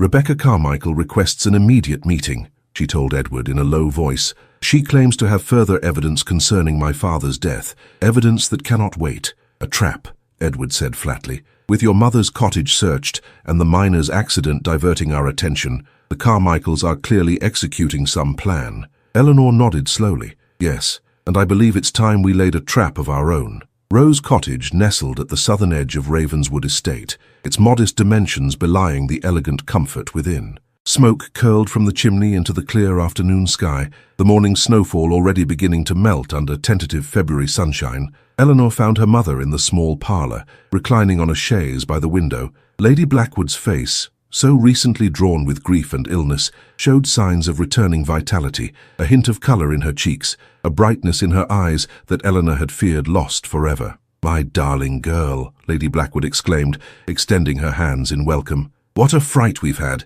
though I must say the constable has been most attentive. I've never felt quite so important." Despite the gravity of circumstances, Eleanor smiled at her mother's irrepressible spirit. "Nothing was taken in the break-in?" "Nothing at all," Lady Blackwood confirmed, though every drawer and cabinet was thoroughly examined. "Most peculiar. Mrs. Porter is more distressed about the disorder than any threat to our persons." Edward, who had accompanied Eleanor after their brief rest at Ravenswood Hall, stood examining the escritoire in question. Its drawers hung open, papers disarranged but not removed. "Lady Blackwood," he said, turning from his inspection, "did your husband keep any particular documents here that might be of interest to others? Business papers, perhaps, or personal correspondence?" "Edward believes the intruder may have been Samuel Carmichael," Eleanor explained, seating herself beside her mother, "or someone working with him." Lady Blackwood's expression grew troubled. "Samuel. But I thought he had fled abroad after your father's—" She trailed off, the painful memory still too raw to articulate fully. "We have reason to believe he remained in England," Edward said gently, "and that he may be seeking to obscure his role in your husband's financial troubles." A flicker of understanding crossed Lady Blackwood's face. "There was a particular folio my husband kept locked in a compartment beneath the central drawer. He called it his insurance against uncertain times." Edward immediately knelt to examine the escritoire more closely. After a moment, his fingers discovered a nearly invisible seam in the wood. "The compartment has been forced open," he announced grimly, "recently, judging by the fresh scratches." "What did the folio contain, Mother?" Eleanor asked urgently. Lady Blackwood closed her eyes in concentration. "Letters, I believe. Correspondence with various business associates. Your father became quite secretive in those final months, though he did mention once that he was documenting certain improprieties he had discovered." Edward and Eleanor exchanged significant glances. "Did he mention whose improprieties, specifically?" Edward asked carefully. "Not directly," Lady Blackwood replied, "though I gathered it involved someone in a position of considerable influence." Her gaze sharpened suddenly. "You believe it was Carmichael himself, don't you? That my husband discovered his fraudulent activities?" "We do," Eleanor confirmed, taking her mother's hand. "And we believe the document Rebecca Carmichael showed me, purportedly written by father and accusing Edward of misconduct, was actually a forgery created to divert suspicion." Lady Blackwood's brow furrowed. "Rebecca, that mousy creature who sometimes accompanied her brother to Thornfield. What role does she play in this affair?" "She approached me claiming to have evidence of Edward's wrongdoing," Eleanor explained. "Evidence that implicated him in father's death." "Preposterous," Lady Blackwood exclaimed with unexpected vehemence. "Your father spoke of the Duke with respect, even when they disagreed on business matters. He called him the only honest peer in London on more than one occasion." This revelation stunned Eleanor into momentary silence. Her father had respected Edward, even as his financial situation deteriorated. How could this align with the challenge to duel, with the desperate final act that had orphaned her? Edward seemed equally surprised, though he recovered quickly. "Your husband's good opinion was not something I was aware of, Lady Blackwood. Had I known, perhaps events might have unfolded differently." "George was a proud man," Lady Blackwood said softly. "Too proud at times to accept help or admit error. When he realized the extent of the financial disaster, that pride prevented him from approaching you directly." A silence fell over the parlour, heavy with the weight of what might have been. Outside, a robin alighted on the snow-covered hedgerow, its red breast a vivid spot of colour against the white landscape, like blood on a pristine page, Eleanor thought with a shiver. "The letter," she said suddenly, turning to Edward. "I left it locked in my writing desk at Ravenswood." "Which may no longer be secure," he concluded, rising. "We should return immediately." They bid a hasty farewell to Lady Blackwood, promising to send additional men to guard the cottage. As they rode back toward Ravenswood Hall, Eleanor shared her developing plan. "We must respond to Rebecca's request for a meeting," she said, "but on our terms. If she believes I am still uncertain of your guilt, she may reveal more than she intends." Edward considered this. "A dangerous game, Eleanor. The Carmichaels have already demonstrated their desperation, which makes them unpredictable but also vulnerable," she countered. "If we can secure the forged letter as evidence and perhaps lure Samuel into the open, we would need the magistrate's cooperation," Edward mused, "and absolute discretion among the household staff." Eleanor nodded, her determination growing with each moment. "I will respond to Rebecca agreeing to meet tomorrow at noon. Not at the isolated location she suggested, but at the parish church. Holy ground may discourage any violence, and Vicar Matthews can serve as a witness if needed. While you meet with Rebecca, I can have men watching all roads leading from Ravenswood lands," Edward added. "If Samuel attempts to flee during the distraction, we will apprehend him." They had reached the main gates of Ravenswood when a rider approached from the opposite direction. Mr. Winters, the Duke's solicitor, his horse lathered from hard riding. "Your Grace," he called, reining in beside them. "Urgent news from London. Lord Harrington has filed a petition challenging your marriage on grounds of coercion. Lady Harrington is named as an interested party." Eleanor felt the blood drain from her face. "Cecilia," she whispered. "This is Carmichael's work," Edward said grimly, using his connection to the Harringtons to attack from an unexpected quarter. "The petition cites evidence that the Duchess was forced into marriage under threat of destitution," Mr. Winters continued, "and that such coercion renders the union invalid in the eyes of both law and church." "Ridiculous," Eleanor snapped, surprising both men with her vehemence. "I entered the marriage willingly, with full understanding of its terms. Nevertheless," Mr. Winters cautioned, "such accusations, particularly from a family of Harrington's standing, will cause considerable scandal. The case is set to be heard in 3 weeks' time, precisely when we would be expected to make our London debut for the season," Edward observed. "The timing is not coincidental." Eleanor's mind raced ahead, seeing the pattern emerging. The Carmichaels needed leverage against you, something that would prevent you from pursuing Samuel for his crimes. "What better than a public scandal questioning the legitimacy of your marriage? With Cecilia waiting in the wings as the proper choice for Duchess," Edward concluded, his expression hardening. "A scheme elegant in its viciousness." They proceeded through the gates toward Ravenswood Hall, the three of them now discussing strategy in urgent tones. Upon reaching the house, however, they found further disruption awaiting them. Mrs. Winters met them in the entrance hall, her usual composure noticeably frayed. "Your Graces forgive me, but there has been an incident during your absence." Her Grace's chambers were entered, and her writing desk was forced open. Eleanor exchanged an alarmed glance with Edward. "The letter? Gone," Mrs. Winters confirmed, and one of the maids reports seeing a woman matching Miss Carmichael's description leaving through the servants' entrance shortly thereafter.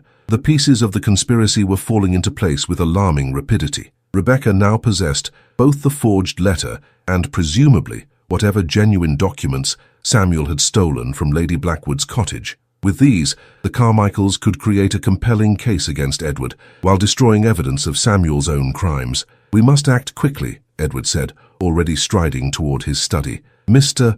Winters, draft a formal response to Lord Harrington's petition, categorical denial of all charges, with Lady Blackwood cited as witness to the voluntary nature of the marriage." "And Rebecca?" Eleanor asked, following him. "She still expects me to meet her tomorrow." Edward paused, turning to face her with an intensity that made her breath catch. "That meeting shall proceed as planned, but you will not attend alone." As evening descended upon Ravenswood, Eleanor sat in the blue salon composing her response to Rebecca Carmichael. The note was deliberately ambiguous, suggesting uncertainty about Edward's guilt while agreeing to the meeting at St. Agnes Church, rather than the isolated location Rebecca had proposed. "This should convince her that I remain torn between loyalty to my husband and justice for my father," she told Edward, who stood by the hearth watching her seal the letter with her own crest. "And when she arrives expecting to find you alone and vulnerable, she will instead face both of us, the magistrate, and the evidence of her brother's crimes," he said with grim satisfaction. Eleanor nodded,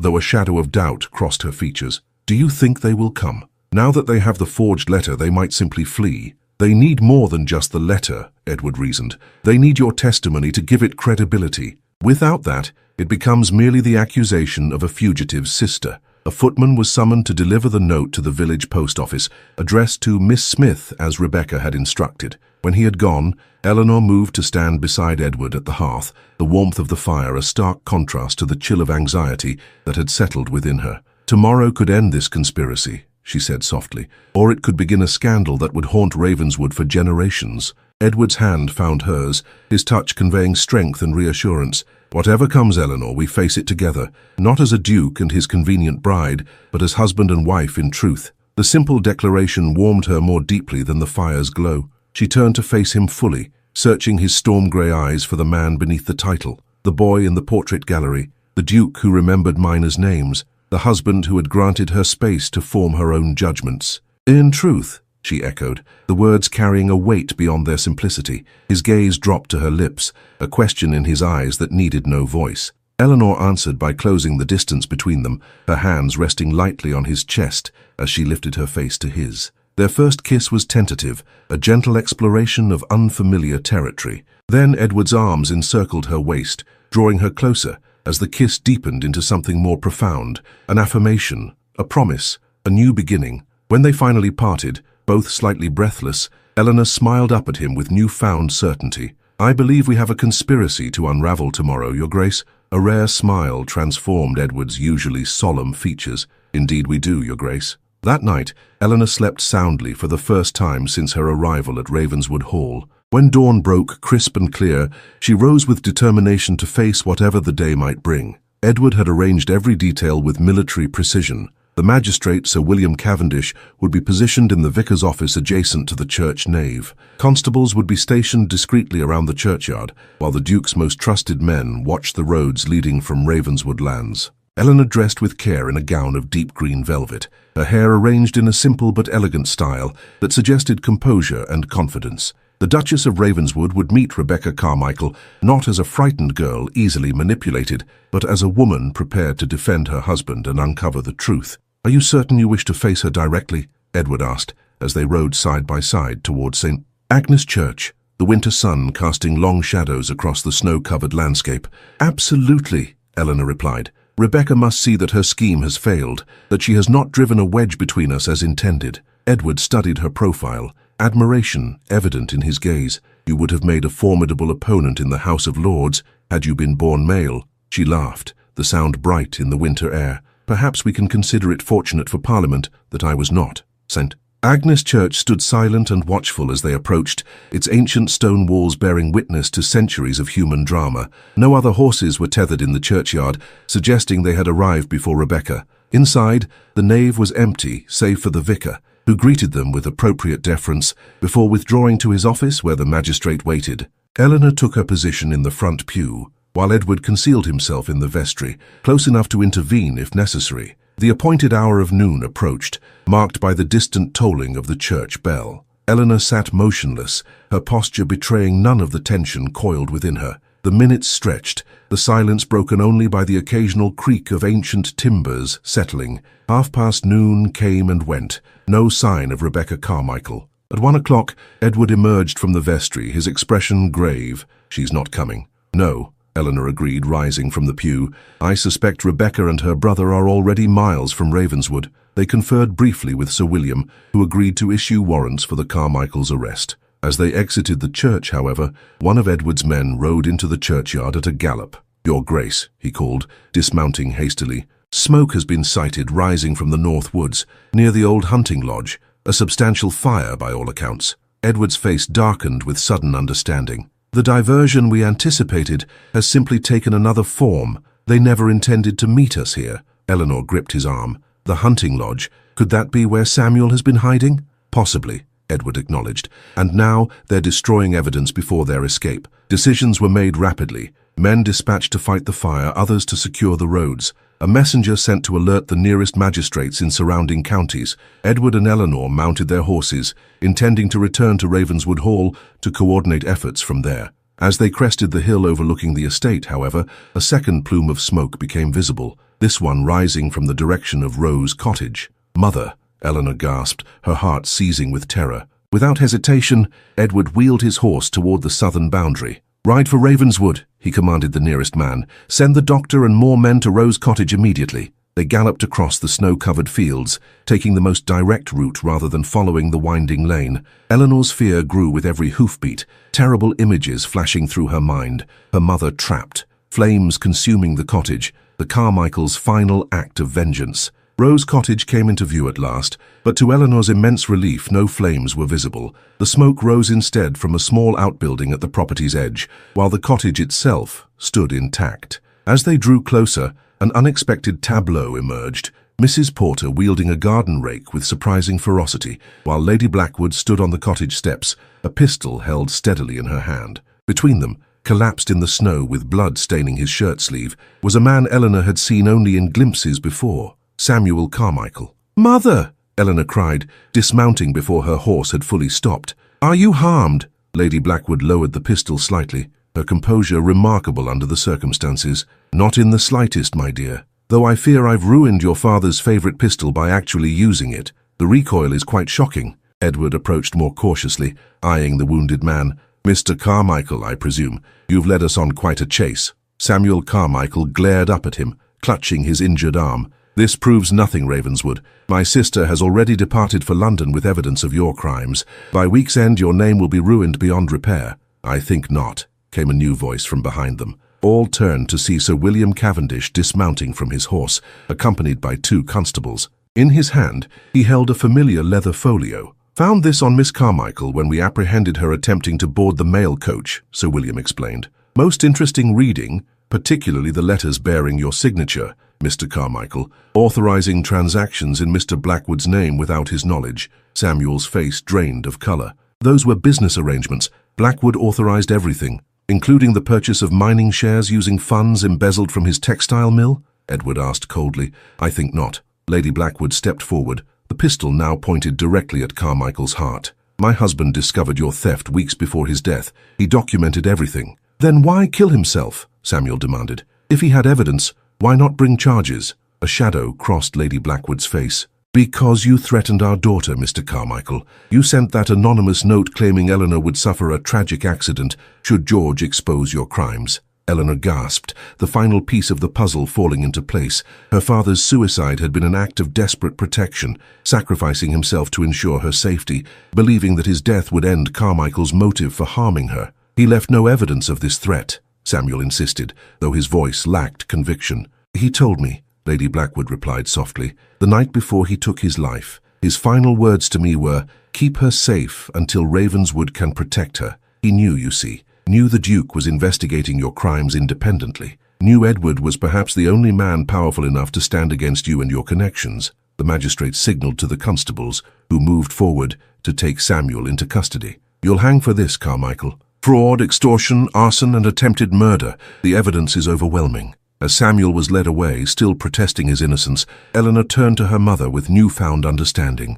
"You knew. All this time, you knew father intended me to marry Edward." Lady Blackwood smiled sadly. "I suspected, though he never stated it directly. Your father admired the Duke's integrity. When all seemed lost, I believe he hoped Ravenswood might offer you protection, though he could never have foreseen the particular path that led you to the altar." Eleanor's gaze sought Edward, who stood a few paces away, allowing this moment between mother and daughter. Their eyes met across the snow-dusted garden, and in that glance passed a wordless communication, grief for what had been lost, gratitude for what had been found, hope for what might yet be built from the ashes of conspiracy and misunderstanding. The February sun broke through clouds overhead, casting a golden light across Ravenswood's winter-bound lands. In that moment of clarity, Eleanor understood that the hatred she had carried like a shield had transformed into something else entirely, something she had never expected to find in this arranged marriage to a man she had once believed her enemy. "Mother," she said quietly,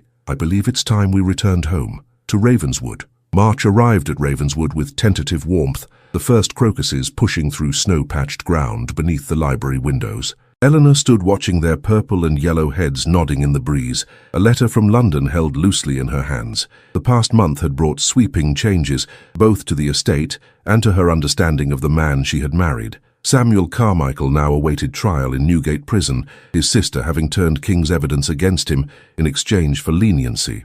Lord Harrington had withdrawn his petition challenging the marriage, faced with affidavits from Lady Blackwood and the vicar attesting to Eleanor's willing participation in the ceremony. Most significant, perhaps, was the transformation within Ravenswood Hall itself. Where once cold formality had reigned, a new warmth permeated its ancient stones. Edward had moved Eleanor's chambers to adjoin his own, connecting them with a private sitting room, where they now spent their evenings in quiet companionship, reading aloud from her recovered books or discussing improvements to the estate. Sometimes they simply sat in comfortable silence, her embroidery frame before her, his estate ledgers open on the desk, domestic tranquility neither had expected to find in their arranged marriage. Eleanor turned from the window as the library door opened to admit Edward, his tall figure now a welcome sight, rather than a source of apprehension. "The London letter?" he inquired, noting the paper in her hands. She nodded. "Cecilia Harrington has announced her betrothal to Lord Pembroke. They are to be married in June." A wry smile touched Edward's lips.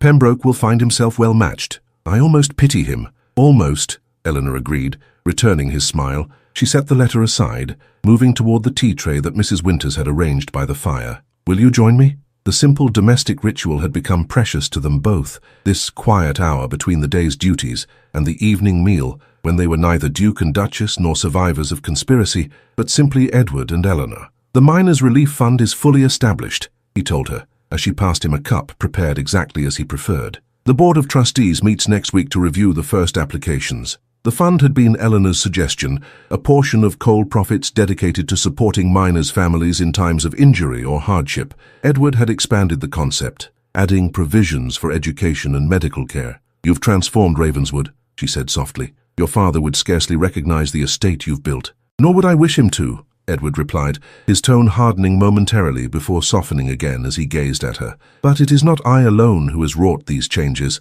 The miners' wives speak of nothing but their audience with the Duchess during the accident. You've won their loyalty more thoroughly in one night than I managed in years." Eleanor felt warmth rise to her cheeks at his praise. "I merely did what any decent person would." "Perhaps," he acknowledged. "But decency is rarer than you might imagine, particularly among those born to privilege." They lapsed into comfortable silence, the late afternoon sun casting long shadows across the library floor. Eleanor found herself studying her husband's profile, the strong line of his jaw, the slight furrow between his brows that appeared when he was deep in thought, the eyes that had once seemed cold as winter, now warm with affection when they turned her way. "I received another letter today," she said after a moment, "from Mrs. Winters." Edward looked up in surprise. "Our housekeeper writes to you while residing under the same roof." Eleanor smiled. "It is her formal resignation as housekeeper and her acceptance of my offer to become companion to my mother at Rose Cottage. She believes the position better suits her advancing years." "A sensible arrangement," Edward agreed, "though we shall miss her efficiency." "I've already selected her replacement," Eleanor continued. "Sarah has shown remarkable organizational skills beyond her duties as my lady's maid." Edward's eyebrows rose.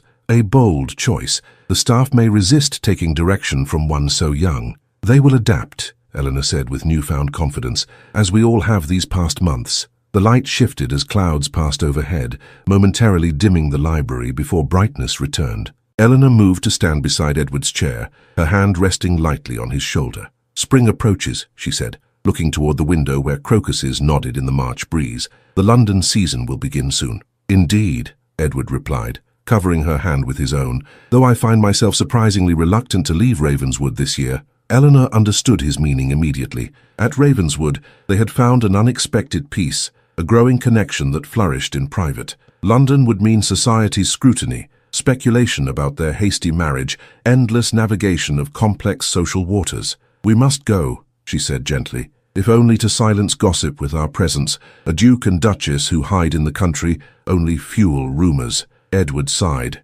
acknowledging the truth of her words. "Then we shall face London together, as we faced the Carmichaels." "As husband and wife," Eleanor agreed, her voice softening on the words that had once seemed a prison sentence, but now held different meaning entirely. He rose from his chair, turning to face her with an intensity that still had the power to quicken her pulse. "Eleanor," he began, then hesitated, as if weighing his words with unusual care. "These past months, since the conspiracy was unraveled, I have not pressed my rights as a husband." A flush spread across her cheeks at his meaning. Their marriage remained unconsummated, Edward having granted her time to adjust to their new understanding without the pressure of physical intimacy. "You have been most considerate," she acknowledged, her gaze steady despite her heightened color. "It was not merely consideration," he admitted. "I wanted Needed, to be certain that you came to me willingly, not from obligation or gratitude, but from—" He paused, the word clearly difficult for a man unaccustomed to expressing tender emotions. "Love?" she supplied softly. The vulnerable hope that flashed across his features made him appear younger, more like the boy in the portrait gallery than the forbidding duke who had purchased her father's debts. "I would not presume to ask for what might not yet exist," he said carefully. Eleanor took a step closer, her hand rising to rest against his cheek. "Then do not ask," she whispered. "Simply accept what is freely offered." The kiss that followed contained all the words neither yet had courage to speak aloud: promise and passion, tenderness and trust, hard won through winter's trials. Outside, the March winds scattered the last of February's snow from Ravenswood's ancient oaks, making way for spring's inevitable renewal. April blossomed across Ravenswood in a riot of daffodils and early tulips, their bright heads bobbing in gentle breezes that carried the scent of renewal. The preparations for London dominated the household. Trunks packed with the new wardrobe Edward had commissioned for his Duchess, correspondence exchanged with their townhouse staff, arrangements made for Lady Blackwood and Mrs. Winters to follow a fortnight later. On the eve of their departure, Eleanor walked the formal gardens with her husband, her hand resting in the crook of his arm with the easy familiarity that had grown between them. "The London papers continue to speculate about our marriage," she remarked, referencing the latest society columns Mrs. Winters had dutifully included with the morning's correspondence. "They seem particularly fixated on whether the Duke of Ravenswood has been tamed by his mysterious country bride." Edward snorted, a most undignified sound that would have shocked the very columnists who wrote of him as the embodiment of aristocratic hauteur. Let them speculate. Reality would disappoint their romantic notions. "Would it?" Eleanor asked with an arch smile. "The fearsome duke who once made debutantes tremble now reads poetry aloud in the evenings and consults his wife on estate matters. Some might consider that quite a transformation." His fingers tightened over hers, his expression softening in the way it did only when they were alone. "The transformation was not in me, Eleanor, but in how I am seen." "You looked past the title and fortune to find the man beneath. A man worth finding," she said softly. They paused beside a marble bench overlooking the lake, now freed from winter's icy grip. A pair of swans glided across its surface, their reflections perfect in the still water. "I have something for you," Edward said, reaching into his coat pocket. "A token for your first season as Duchess of Ravenswood." He withdrew a small velvet box and placed it in her palm. Eleanor opened it to find a necklace of pearls surrounding a single flawless sapphire that matched her eyes. "It belonged to my grandmother," he explained, as she traced the setting with gentle fingers. "The only woman in recent Ravenswood history who married for love rather than advantage." "It's beautiful," she whispered, touched by both the gift and its significance. "My grandfather was a second son who unexpectedly inherited the title," Edward continued, taking the necklace from its box and moving behind her to fasten it around her throat. "He had already married for affection, scandalizing society, yet theirs was the only truly happy union in the family chronicles." The sapphire rested cool against Eleanor's skin, its weight both substantial and somehow comforting. She turned to face her husband, emotion tightening her throat. "Thank you." His eyes darkened as they lingered on the jewel, then rose to meet her gaze. "I have never been a man of many words, Eleanor. Sentiment does not come easily after years of guarding against it. But I would have you know, before we face London together, that what began as a marriage of convenience has become—" He paused, searching for the right expression. "Essential," she supplied, understanding his struggle to articulate feelings so long suppressed. Relief softened his features. "Precisely so. You have become essential to me, to my happiness, to my purpose, to the person I wish to be rather than the duke I was raised to become." Eleanor reached up to touch his face, her fingers tracing the strong line of his jaw. "As you have become to me." Who would have imagined that snowy day in the market square that hatred could transform so completely? "Into what?" he asked, his voice lowered to a near whisper. "Into love," she answered simply. The word no longer frightening but a statement of truth they had both recognized, yet not named until this moment. The kiss they shared beneath April's tender sky held none of the hesitation of their earlier embraces. This was certainty, possession, promise fulfilled. When they finally parted, Edward rested his forehead against hers, his breathing uneven. "London awaits us tomorrow," he said, regaining his composure with visible effort. "Tonight, however, tonight belongs only to us," Eleanor finished for him, her meaning clear in the blush that rose to her cheeks, even as her gaze remained steady. They returned to the house hand in hand, ignoring the knowing smiles exchanged by the servants who had witnessed their master's gradual thaw from frigid formality to warmth in his bride's presence. Dinner that evening was a private affair in Edward's study, now their study, served by a single footman who was dismissed immediately after the final course. Later, when darkness had fallen across Ravenswood and only the moon illuminated the grand chambers of the east wing, Eleanor stood before the connecting door to her husband's rooms, dressed in a nightgown of fine silk, another of Edward's gifts, though one she had not yet had courage to wear. She raised her hand to knock, then paused, remembering his words from months before. "Nothing is forbidden to you here." With newfound confidence, she opened the door without announcement. Edward stood by the hearth, still partially dressed in shirt sleeves and waistcoat, a glass of brandy untouched in his hand. He turned at her entrance, his expression transforming from surprise to something far more elemental as he took in her appearance.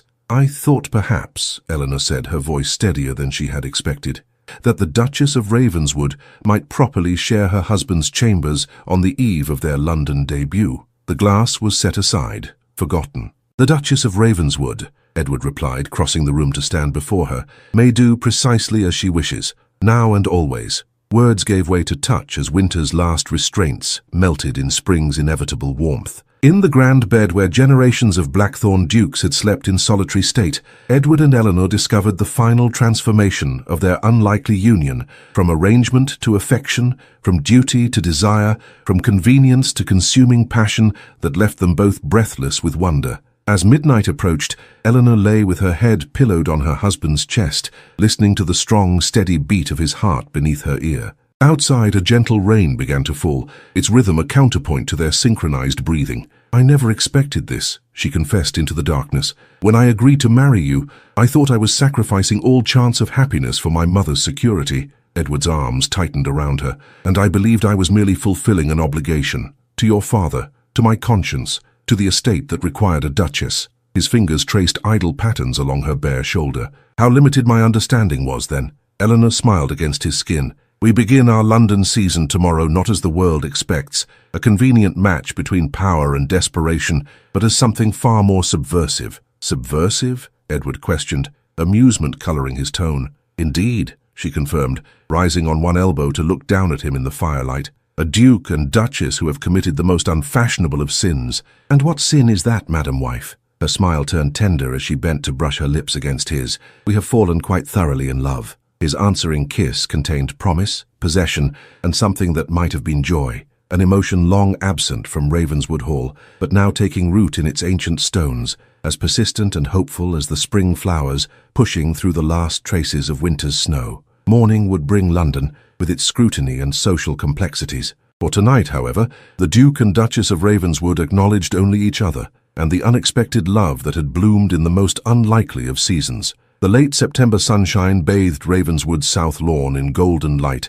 as servants arranged chairs in neat rows before a flower-bedecked pavilion. 6 months had passed since the Duke and Duchess had taken London society by storm, their evident devotion to one another confounding gossips who had predicted a cold, convenient alliance. Eleanor supervised the final preparations from the terrace, her figure noticeably changed by the child she carried, a secret joy shared only with Edward and her mother, until her condition became impossible to disguise. Now, with the heir to Ravenswood safely past the precarious early months, they had decided to celebrate with an unprecedented gesture, opening the estate for a harvest festival to which all tenants and villagers were invited. "Your mother is inspecting the refreshment tables for the 3rd time," Edward remarked, joining her on the terrace. Mrs. Winters appears torn between admiration for her thoroughness and offence that her arrangements might be found wanting. Eleanor laughed, leaning into his embrace as his hand came to rest protectively over the gentle swell of her abdomen. "They have formed a formidable alliance, those two.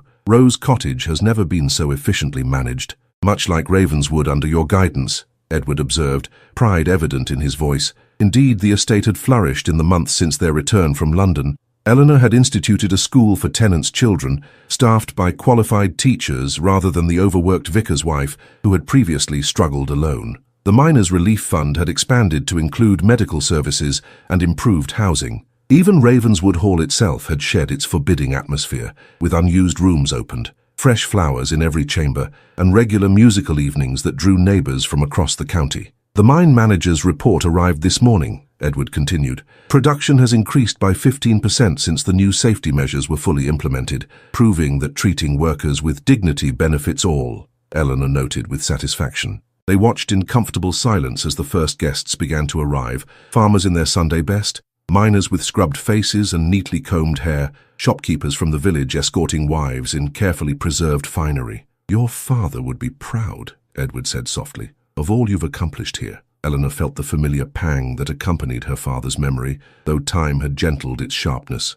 "I believe he would, though he might be rather astonished to find his daughter so contentedly established as mistress of Ravenswood. No more astonished than the Duke of Ravenswood finds himself as a contented husband," Edward replied, with the dry humour that had emerged as their intimacy deepened. Their quiet moment was interrupted by Lady Blackwood, ascending the terrace steps with remarkable vigour for a woman who had been near death just months earlier. The country air and freedom from financial worry had worked wonders for her health. "Eleanor, darling, you really must come see the display of preserves the tenants' wives have brought. Most impressive, though I've suggested a more advantageous arrangement by size rather than type. Mrs. Porter is implementing my recommendations as we speak." Edward suppressed a smile as Eleanor dutifully allowed herself to be led away, throwing him a mock helpless glance over her shoulder. His Duchess had transformed not only Ravenswood, but also his understanding of what marriage could be, a partnership of minds and hearts, rather than the cold, formal arrangement he had witnessed in his parents.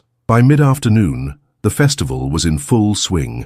Children raced across the lawns, village musicians played for dancing on a wooden platform erected for the occasion, and long tables groaned beneath platters of harvest bounty. Edward moved among the guests with an ease that would have astonished London society, addressing each person by name, inquiring after specific concerns with genuine interest. Eleanor watched him from beneath the pavilion, where she had been persuaded to rest, one hand resting on her growing child. This man, once feared as the coldest, most forbidding peer in England, now knelt to admire a little girl's doll, his smile transforming his features into something approaching boyish charm. As twilight approached, lanterns were lit along the pathways, casting a magical glow across the gathering. Edward returned to Eleanor's side as the village vicar rose to offer a blessing for the harvest and the estate that provided livelihoods for so many. "I have something for you," Edward murmured, pressing a small package into her hand as the vicar's words washed over the assembled company. Eleanor unwrapped it curiously to find a miniature portrait,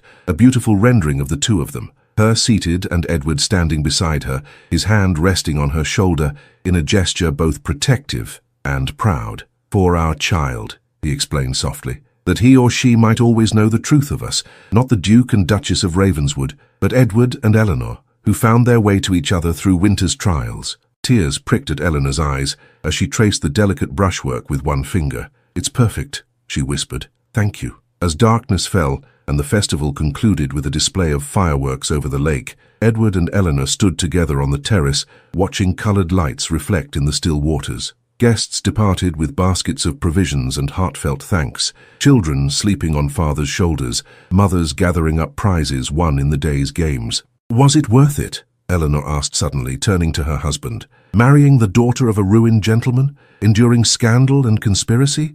Transforming Ravenswood from what your father built into something entirely new?" Edward considered her question with characteristic thoughtfulness. "If you're asking whether I would choose the same path knowing what lay ahead," he replied, drawing her closer, "the answer is yes, though perhaps with fewer misunderstandings and a more expedient resolution to the matter of the Carmichaels." She laughed softly, resting her head against his shoulder as the final rockets burst overhead, showering the night sky with ephemeral stars. "Winter ends," Edward murmured into her hair. "Spring arrives. The cycle continues." His hand moved to cradle the swell of their child. But some things, once transformed, remain changed forever. Eleanor closed her eyes, savouring the moment. The warmth of her husband's embrace, the gentle movement of their child within her, the knowledge that Ravenswood had become not a prison of hatred but a sanctuary of love. "Forever," she agreed softly, "beyond winter's end." In the crucible of adversity, hatred can transform into its opposite, not by force or decree but through the patient revelation of truth and character. Where prejudice clouds judgment, only time and honest observation can clear the path to understanding. The greatest barriers between hearts are often built of misunderstanding rather than malice, and the most enduring love may grow from the most unlikely beginnings if we have the courage to look beyond our first impressions and the wisdom to recognize when circumstances have revealed a person's true nature rather than the face they present to the world. Did you enjoy this story? If so, please subscribe to our channel for more historical romance stories that warm the heart and transport you to another era. Leave a comment below sharing your favorite moment from Eleanor and Edward's journey from hatred to love. Your feedback helps us create more stories that capture your imagination and touch your soul.